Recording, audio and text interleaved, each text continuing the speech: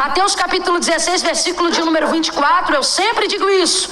Jesus disse a seus discípulos: se alguém, pois, quiser vir após mim, negue-se a si mesmo, tome sobre si a sua cruz e siga-me. Portanto vos digo que qualquer que me seguir para ganhar a sua vida já perdeu, mas qualquer que me seguir me seguir perdendo a sua vida já ganhou. Pois que vale ao homem ganhar o mundo inteiro se em troca disso ele perder a sua alma. O profeta Oséias também vai deixar claro, ele vai dizer: o meu povo foi destruído porque lhes faltou conhecimento. E infelizmente me aborrece quando eu percebo crentes que não discutem política, crentes que não discutem religião, crentes que não discutem a Bíblia. E vai dizer: irmã, é porque Bíblia não se discute, política não se discute, nada disso. Não discute porque não tem conhecimento, porque se investisse no conhecimento a gente entrava na guerra para discutir. E isso é muito complicado, gente. E o cristianismo verdadeiro, ele está pautado no conhecimento. Lutero causou uma reviravolta pautado no conhecimento. O protestantismo, um movimento que a igreja já viu, foi pautado no conhecimento. Nós precisamos aprender a investir no que tange no conhecimento. Gasta dinheiro comprando 50 tons de cinza, mas não gasta R$100 para comprar uma enciclopédia bíblica da palavra. Nós precisamos mudar essa realidade.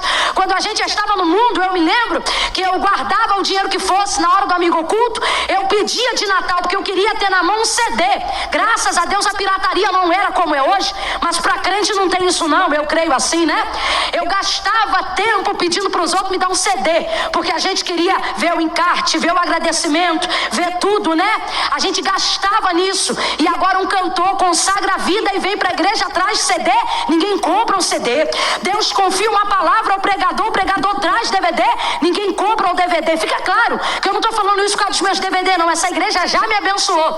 Eu estou falando sobretudo porque nós precisamos aprender a adquirir em nosso meio a cultura de investir na palavra do conhecimento, porque o Senhor diz: portanto, crescei na graça e no conhecimento que há em Cristo Jesus. E aonde vem o conhecimento que há em Cristo Jesus? Por intermédio da palavra. João capítulo 1, ele vai dizer: no princípio era o verbo, e o verbo estava com Deus, e o verbo era Deus, nele estava a vida, e a vida era a luz dos homens, e a luz resplandeceu nas trevas, e as trevas não prevaleceram contra ela. Por que não prevaleceram? Porque Jesus é a palavra de Deus em carne entre nós, e o diabo não pode contra a palavra de Deus. Crente vitorioso é crente que vive uma vida na palavra. Eu estou cansado e eu preciso falar sobre isso aqui. Chega de só saber de cor o Salmo de número 23. Tem que conhecer a palavra, ler a Bíblia, adquirir, investir no conhecimento. Não, irmã, não, é que eu comprei muito agora nesse Natal, eu gastei no cartão de crédito, eu comprei o Chester, o bacalhau, o Chester já saiu do seu corpo, o bacalhau já saiu do seu corpo, o que não saiu só lhe restou para deixar gordura, celulite, né? Aí bota uma foto maravilhosa no Instagram, bota uma foto maravilhosa no Facebook e a mente tá vazia. Não tem uma palavra, não fica com raiva não, vou falar. Não tem nada na mente. Faz uma unha, lava um banheiro, sai. Faz uma escova para quem consegue aguentar a porcaria 7 dias, fica 7 dias com a cabeça suja. Depois de 7 dias a escova sai. Agora adquire, grava a palavra no teu coração e você vai viver como Davi: lâmpada para os meus pés e luz para o meu caminho é a tua palavra, ela te deixará seguro. Oh, aleluia! Aleluia! Glória a Deus! Palavra, gente.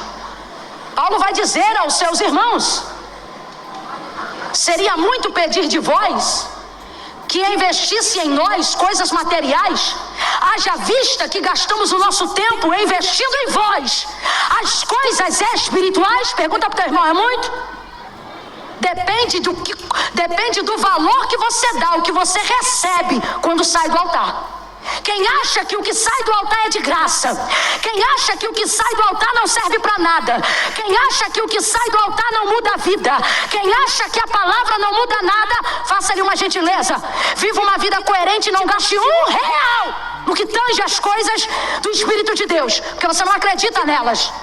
Agora não, irmã Camila, a palavra já mudou minha vida, o louvor já elevou minha alma, a palavra já me deu conhecimento, já mudou minha casa, transformou minha história. Então não é muito investir das coisas materiais, em cima das coisas que lhes dão vitórias espirituais. Glória a Deus. Mas Camila, mas hoje eu vou dever mesmo que eu não trouxe. Não tem problema nenhum, eu não falei só para você comprar o meu. Eu falei para ser porta-voz. Vai para um culto, para um congresso, para um seminário, investe no que tange a palavra de Deus. Encha a sua casa de armamento bélico espiritual para a sua vida, de conhecimento. Crente bom é crente inteligente. Vou repetir. Crente bom é crente inteligente. Agora eu não me lembro qual foi o filósofo, mas ele disse uma coisa interessante. Um pouco de ciência nos afasta de Deus. É por isso que você vai ver muito cientista, muito doutor cético. É porque ele sabe pouco, porque esse filósofo ele vai dizer, muito da ciência nos aproxima. Porque quem sabe muito sabe que o dono de toda a ciência, de toda a sabedoria é o Senhor. Se essa pessoa aí do teu lado está com dificuldade, é porque ela está com pouco. Catuca ela aí e diz, investe mais. Não, ficou sem graça porque o coro cantou. Olha para ela de novo e diz, investe mais. Investe mais. Investe mais. Você pode chegar lindo de bem vestido num lugar. E a Bíblia diz que até o tolo quando se cala passa por sábio. Agora você pode chegar nem tão bem vestido, mas quando abrir a boca, alabaracala, xéuia, alguém vai entender que ali vai um homem de Deus, uma mulher de Deus, porque dá testemunho naquilo que fala. Eu nem vou falar do DVD, depois dessa pancadaria, quem pode compra, quem não pode se apruma. Gênesis capítulo de número 1.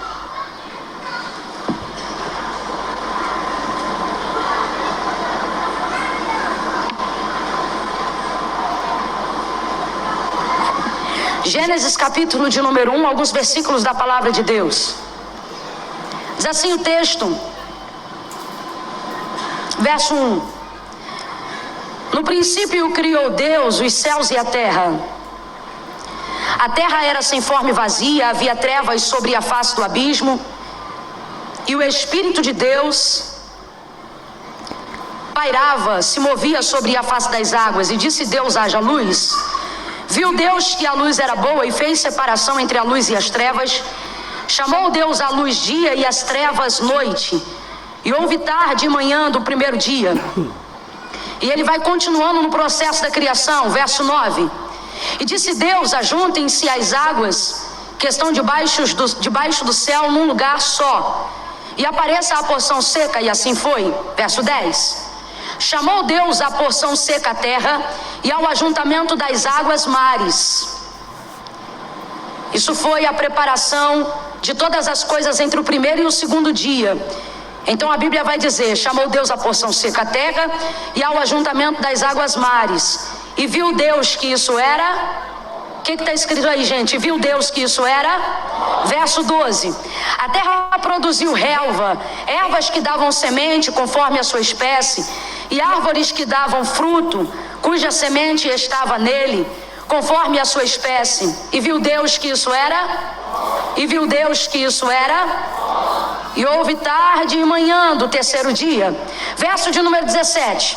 Deus os pôs no firmamento do céu para iluminar a terra, para governar o dia e a noite, para fazer separação entre luz e trevas. E viu Deus que isso era? E viu Deus que isso era? E houve tarde e manhã do quarto dia. Verso 21. Assim Deus criou as grandes criaturas do mar e todos os seres viventes que se arrastam, os quais povoam as águas conforme as suas espécies, e todas as aves que voam conforme a sua espécie. E o que é que está escrito aí? E viu Deus que isso era? Verso 25. Deus fez os animais selvagens conforme a sua espécie, e os animais domésticos conforme a sua espécie, e todos os répteis conforme a sua espécie, e viu Deus que isso era bom.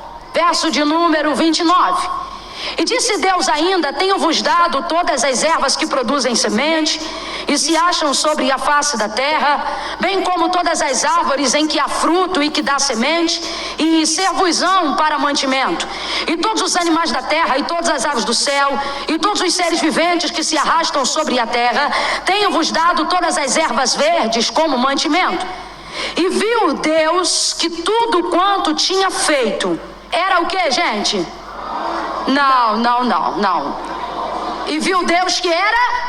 O que é que está escrito aí? Viu Deus que era? E viu Deus que era muito bom, e houve tarde e manhã do dia sexto. Diga amém por essa palavra. Agora venha comigo no capítulo de número 2, versículo de número 18. Capítulo 2, verso 18. E disse o Senhor Deus: não é bom. E disse o Senhor Deus: não é bom que o homem esteja só. Fale-ei uma adjutora que lhe corresponda. Havendo, pois, o Senhor Deus formado da terra todos os animais do campo e todas as aves do céu, trouxe-os ao homem para ver como este lhe chamaria. E tudo que o homem chamou, e todo ser vivente, isso foi o seu nome. Assim o homem deu a todos os animais domésticos e todos os animais do campo nome, mas para o homem não se achava a adjutora que lhe correspondesse. Então o Senhor Deus fez cair pesado sono sobre o homem, e este adormeceu. E então tomou uma das suas costelas e fechou o seu lugar com carne. Então da costela que o Senhor Deus tomou ao homem, formou a mulher e trouxe ao homem. E você diz amém? Diga graças a Deus. Volte lá comigo, capítulo 1 do livro do Gênesis. Não precisa mais ler comigo, é só acompanhar. Você vai perceber que a narrativa bíblica que nós fizemos hoje aqui, um tanto quanto extensa, porém necessária, dada a revelação que o Senhor nos confiou, a gente gastou o nosso tempo aqui dividindo entre os versículos-chave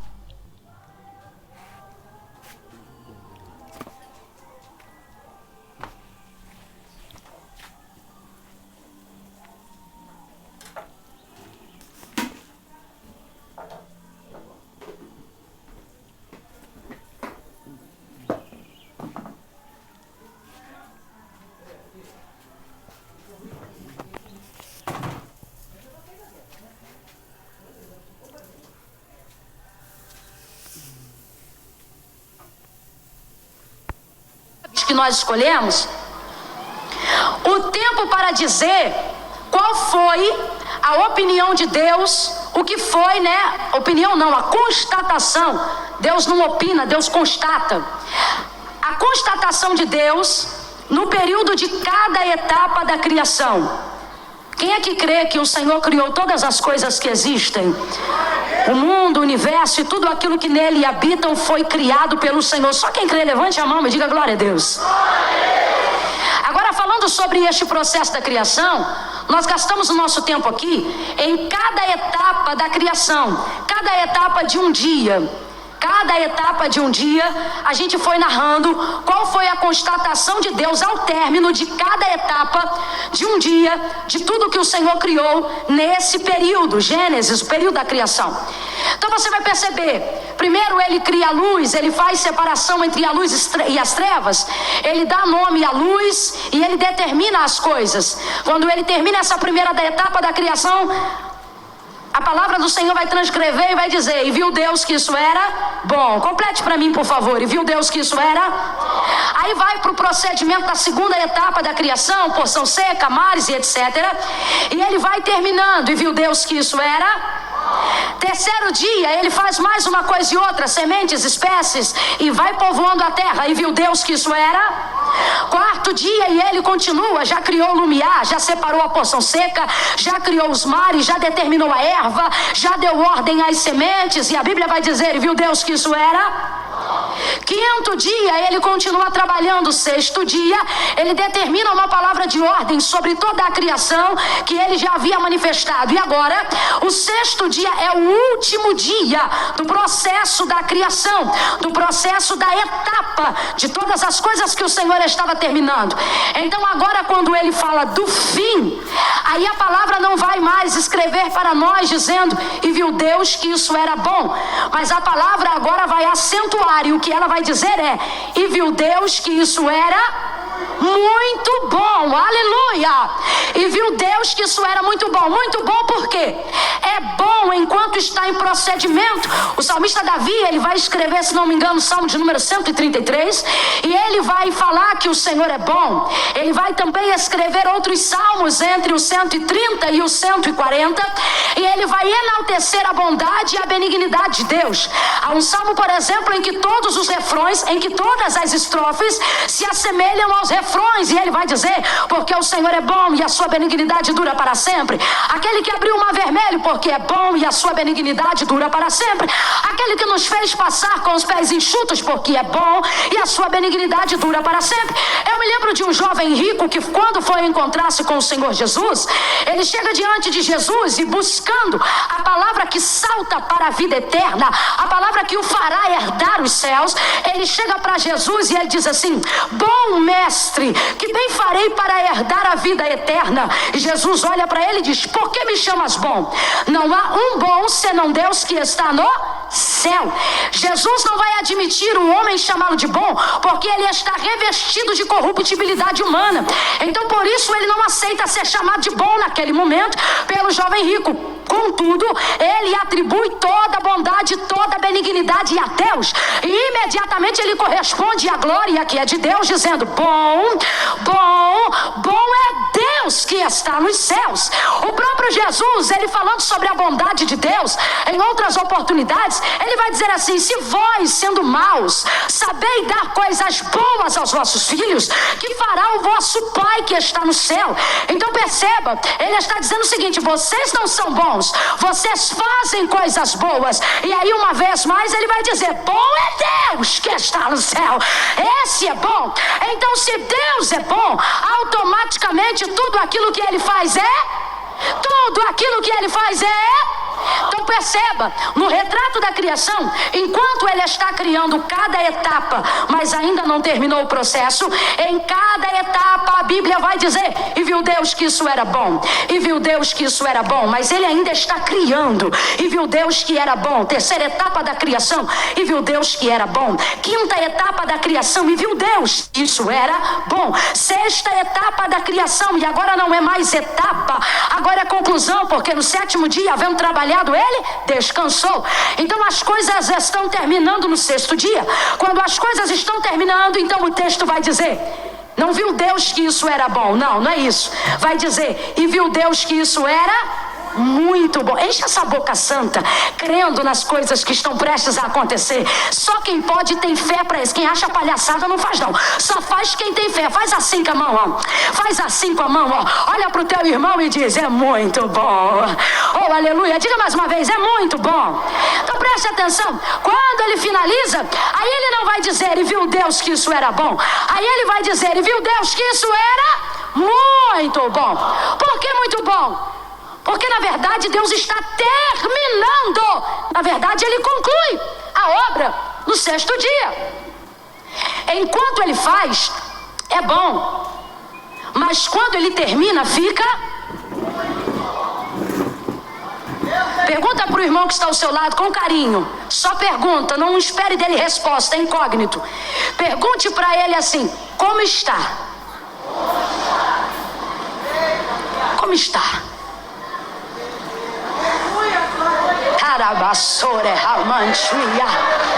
Quando a gente observa o livro do Gênesis, e agora vamos para o capítulo 2, a partir do verso 18, aonde nós começamos a menção, depois da criação do homem, que já faz parte da criação de Deus, nós precisamos entender que o livro do Gênesis, ele não traz para nós apenas a retratação da criação. O livro do Gênesis, ele não está escrito apenas para dizer que foi Deus que fez a semente. O livro do Gênesis não está escrito apenas para dizer que Deus quem criou o sol, que Deus quem criou a lua, que Deus que trouxe a existência às estrelas, que Deus orquestrou e ordenou os tempos da vida do homem. Não, o livro do Gênesis é o livro do princípio princípio da criação, o primórdio de todas as coisas, assim como a Bíblia começa no Gênesis e assim como ela termina no Apocalipse, ela fica claro que ele é o alfa e o ômega, aquele que começa e aquele que termina. Nós não podemos permitir que na nossa mente haja apenas o entendimento que o Gênesis é a história da criação para a gente contar para as crianças, para que as crianças entendam que foi o Senhor que fez o universo, que fez o mundo, que fez o sol, a lua e a estrela. Não, o Gênesis é a retratação do princípio. Abre essa boca santa e diga comigo, princípio. Diga mais forte, princípio. Esse princípio não se trata apenas da natureza da terra. Esse princípio também se trata da natureza humana. Então, quando nós vemos o Senhor criando o homem no livro do Gênesis, nós vamos ver Deus estabelecendo princípios para a humanidade. Os princípios de Deus não podem ser removidos. Os princípios de Deus não podem ser retirados. Os princípios de Deus não podem ser mexidos. Que venha o ativismo gay, que venha o poder legislativo, que faça uma bagunça no MEC, na educação, mas ninguém remove os princípios de Deus para a humanidade. O livro do Gênesis traz para nós então princípios de Deus. Os princípios do homem são alterados concernente à moda. Hoje você gosta de um modelo, amanhã você deixa de gostar. Os princípios de Deus são estabelecidos perpetuamente sobre nós. Nada do que ele fez de novo, nada do que eu não estou dizendo do homem, eu estou dizendo dele. Nada do que ele fez de novo, ou do que ele fez, na manifestação de graça, ele precisou remover acerca dos princípios que já havia preparado desde a fundação do mundo para a humanidade. Nós vamos observar então os princípios de Deus para a humanidade. Princípios para quê? Para que o homem seja abençoado. Não basta apenas fé, você precisa obedecer aos princípios. Não basta apenas língua estranha, você precisa ter conhecimento dos princípios. Eu tenho uma chave de Deus hoje aqui que vai te abrir uma porta, irmão. Aleluia, aleluia, aleluia. Agora é estranho e parece incoerente quando no verso 18, depois da criação do homem, aí o Senhor vai dizer assim: e disse Deus. Quem foi que disse, gente? Quem foi que disse, gente? E disse Deus, não é bom. Como não é bom? Foi o Senhor quem criou o homem, e tudo que Deus faz tudo que Deus faz é bom. E agora o Senhor criou o homem e o fez sozinho. Quem foi que deixou o homem por um tempo sozinho? Quem foi, gente? Então perceba, quando Deus criou o homem e o fez sozinho para depois fazer a mulher, quem deixou o homem nessa condição que agora ele mesmo está constatando e dizendo que não é boa, foi o próprio Deus. E o que eu acho lindo em Deus é que, diferente de nós, quando as coisas não vão bem, quando as coisas não estão boas, a gente tenta se justificar e culpar alguém. Não é verdade? Nós somos assim. Eu perdi o celular e estou tentando culpar o Eduardo até agora. E aí ele olhou para mim hoje, depois de eu tanto falar, e ele disse assim: amor, eu entendo, você quer me culpar para se livrar do seu mal. Eu entendo, mas eu não aceito, você sabe que foi você que perdeu. Eu disse, e é verdade. O ser humano é assim, a gente tem mania de se esquivar daquilo que não faz bem. Por quê? Porque nós não queremos nos responsabilizar por uma obra mal. É aquela história que dizem que filho feio não tem pai. Agora, Deus não é assim. Ô glória, eu já estaria glorificando se não estivesse pregando. Deus não é assim. Quem deixou o homem na circunstância de momentânea solidão foi quem? Quando Deus criou o homem, poderia imediatamente ter criado a mulher? Haja vista que a sua presciência já sabia que ele não ia gostar que o homem estivesse só, sim ou não? Poderia, mas ele não faz. Ele deixa o homem vivendo um momento sozinho sobre a terra, e ele mesmo vai constatar dizendo: não é bom que o homem esteja só. Mas tudo que Deus faz tudo que Deus faz e por que agora ele está dizendo que não é bom? Primeiro ponto, porque ele ainda não acabou. Oh, Jesus de Nazaré. A primeira verdade que precisa ser revelada em nossos corações é essa. E a segunda verdade é que Deus se responsabiliza quando as coisas não vão bem, haja vista que Ele ocasionou a situação. Oh, eu preciso te falar uma terceira coisa. Sabe qual é a terceira coisa? O diabo está querendo se apropriar da sua voz, a fim de que você não dê glória a Deus diante das dificuldades, a fim de que você não adore em meio às tribulações, a fim de que você não venha para a igreja em meio aos problemas. Sabe por que ele faz isso? Porque ele quer tirar o direito que Deus tem de receber toda a glória, até mesmo na luta. Agora presta atenção, sabe como ele consegue isso? Quando ele incute na nossa mente e no nosso coração que se as coisas não vão bem é porque Deus nos deixou, que se as coisas não estão como deveriam ser é porque Deus não está no controle, que se as coisas não estão seguindo como eu gostaria é porque Deus não está cuidando de tudo para mim. Só que Deus hoje me trouxe aqui nesta noite para te dizer: eu não estou contigo só quando as coisas vão bem, eu também me responsabilizo quando as coisas não vão bem. Irmã Camila, você está dizendo que Deus é o responsável. Eu nunca direi culpado, não se atribui culpa alguma a Deus, Deus é santo. Mas o que eu estou dizendo é que, pode tirar esse negócio aqui? Pode? O que eu estou dizendo é que Deus é responsável por aquilo que está sendo causado a Adão. E sabe o que a Bíblia está dizendo? Ele faz questão de dizer: fui eu que fiz assim.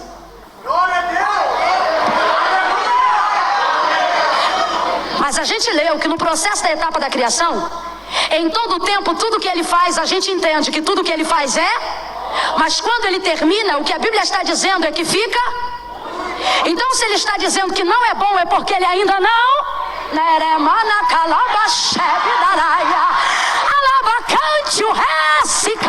Pega na mão de pelo menos duas pessoas. Pega, segura a mão dessa pessoa, segura, e diga pra ela: relaxa, ainda não acabou. Relaxa, ainda não acabou. Da glória ainda não acabou. Descansa, ainda não acabou. Aleluia, ainda não acabou. Ele se responsabiliza. Ele me trouxe aqui para dizer que está contigo, que ainda não acabou. Aleluia, glória. Só posso pregar essa mensagem em igreja madura. Igreja imatura não compreende isso. Igreja inchada não entende isso. Igreja que só cresce em volume não absorve isso. Igreja que vem para o culto para o ego ser massageado não compreende isso. Igreja que vem celebrar apenas um Deus que dá, não aceita isso. Lucas capítulo de número 4, a Bíblia vai dizer assim, e foi o Senhor Jesus conduzido pelo Espírito ao deserto para ser tentado pelo diabo. Que é isso? Pegou Jesus, colocou no deserto. Aonde, gente? Deserto.